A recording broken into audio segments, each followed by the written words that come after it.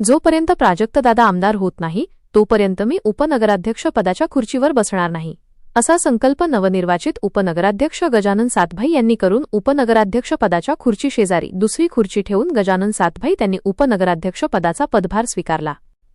नुकत्याच झालेल्या राहुरी नगरपरिषद निवडणुकीत गजानन सातभाई हे विकास आघाडीकडून प्रभाग क्रमांक 5 मधून भरघोस मतांनी निवडून आले आहेत।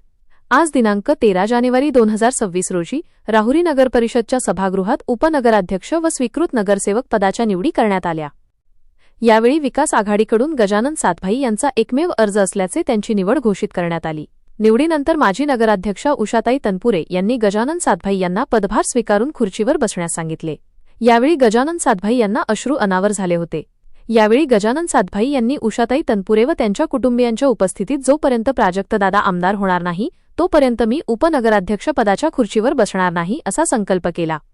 उषाताई तनपुरे यांनी गजानन सातभाई यांना खुर्चीवर बसण्याचा खूप आग्रह केला, मात्र गजानन सातभाई यांनी आपल्या संकल्पावर ठाम राहून उपनगराध्यक्ष पदाच्या खुर्चीवर न बसता त्या ठिकाणी दुसरी खुर्ची ठेवून उपनगराध्यक्ष पदाचा पदभार स्वीकारला।